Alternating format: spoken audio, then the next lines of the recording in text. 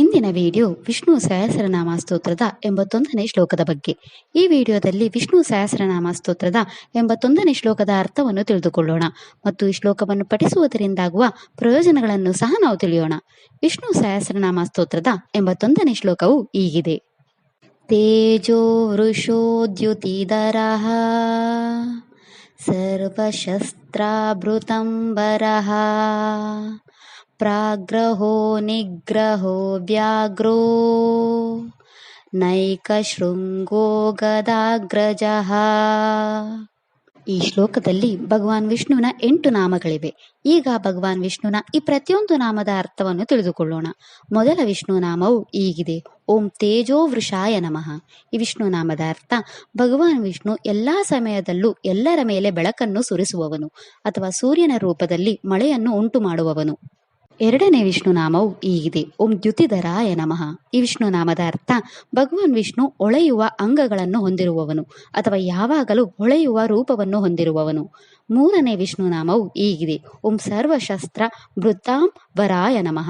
ಈ ವಿಷ್ಣು ನಾಮದ ಅರ್ಥ ಭಗವಾನ್ ವಿಷ್ಣು ಶಸ್ತ್ರಗಳಲ್ಲಿ ಶ್ರೇಷ್ಠನಾದವನು ಅಥವಾ ಶಸ್ತ್ರಧಾರಿಗಳಲ್ಲಿ ಶ್ರೇಷ್ಠನಾದವನು.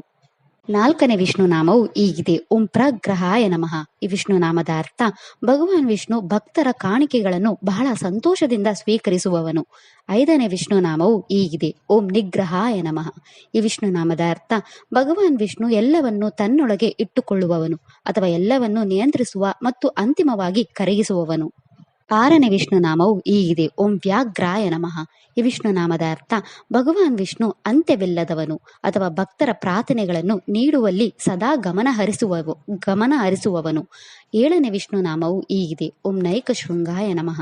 ಈ ವಿಷ್ಣು ನಾಮದ ಅರ್ಥ ಭಗವಾನ್ ವಿಷ್ಣು ಧರ್ಮ, ಅರ್ಥ, ಕಾಮ ಮತ್ತು ಮೋಕ್ಷದಂತಹ ಹಲವಾರು ಕೊಂಬುಗಳನ್ನು ಹೊಂದಿರುವವನು.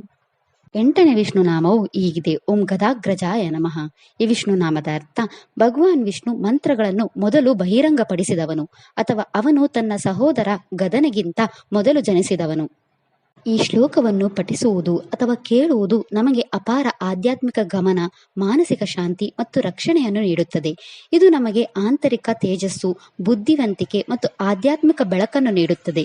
ಈ ಶ್ಲೋಕವು ನಮ್ಮ ಜೀವನದಲ್ಲಿ ಸಕಾರಾತ್ಮಕತೆಯನ್ನು ತರುತ್ತದೆ ಮತ್ತು ನಮ್ಮ ಆಳವಾದ ಭಯ ಮತ್ತು ಆತಂಕಗಳನ್ನು ತೆರವುಗೊಳಿಸಲು ಸಹಾಯ ಮಾಡುತ್ತದೆ. ಈ ಶ್ಲೋಕವು ಎಲ್ಲ ನಕಾರಾತ್ಮಕ ಶಕ್ತಿಗಳು ಮತ್ತು ವಿರೋಧಿಗಳಿಂದ ನಮ್ಮನ್ನು ಸುರಕ್ಷಿತವಾಗಿರಿಸುವ ಮೂಲಕ ಕವಚವಾಗಿ ಕಾರ್ಯನಿರ್ವಹಿಸುತ್ತದೆ. ಈ ಶ್ಲೋಕವು ನಮ್ಮನ್ನು ವಿನಮ್ರ, ಶಿಸ್ತುಬದ್ಧಗೊಳಿಸುತ್ತದೆ ಮತ್ತು ಶಾಂತಿಯುತ ಮನಸ್ಥಿತಿಯನ್ನು ಹೊಂದಲು ಸಹಾಯ ಮಾಡುತ್ತದೆ.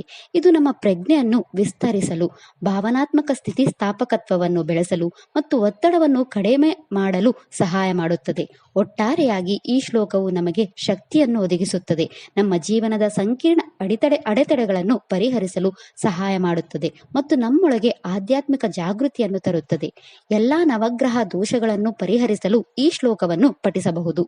ಉತ್ತರ ಆಷಾಢ ನಕ್ಷತ್ರಕ್ಕೆ ಸೇರಿದ ಜನರು ತಮ್ಮ ಜೀವನದಲ್ಲಿನ ಎಲ್ಲಾ ಸಮಸ್ಯೆಗಳನ್ನು ತೊಡೆದುಹಾಕಲು ಮತ್ತು ನಿಮ್ಮ ಜೀವನದಲ್ಲಿ ಎಲ್ಲಾ ಶುಭಗಳನ್ನು ಪಡೆಯಲು ಈ ಮಂತ್ರವನ್ನು 27 ಬಾರಿ ಜಪಿಸಬೇಕು. ಇದಿಷ್ಟು ವಿಷ್ಣು ಸಹಸ್ರನಾಮ ಸ್ತೋತ್ರದ 81ನೇ ಶ್ಲೋಕದ ಕುರಿತಾಗಿತ್ತು. ನಾಳೆಯ ವಿಡಿಯೋದಲ್ಲಿ ವಿಷ್ಣು ಸಹಸ್ರನಾಮ ಸ್ತೋತ್ರದ 82ನೇ ಶ್ಲೋಕದ ಮೇಲೆ ಚಿಂತನೆಯನ್ನು ಮಾಡೋಣ. ಶ್ರೀಕೃಷ್ಣಾರ್ಪಣಮಸ್ತು. ಈ ವಿಡಿಯೋ ಇಷ್ಟ ಆದರೆ ಲೈಕ್ ಮಾಡಿ, ಶೇರ್ ಮಾಡಿ ಮತ್ತು ಚಾನೆಲ್ ಸಪೋರ್ಟ್ ಮಾಡೋಕೆ ಸಬ್ಸ್ಕ್ರೈಬ್ ಮಾಡಿ. ಧನ್ಯವಾದಗಳು.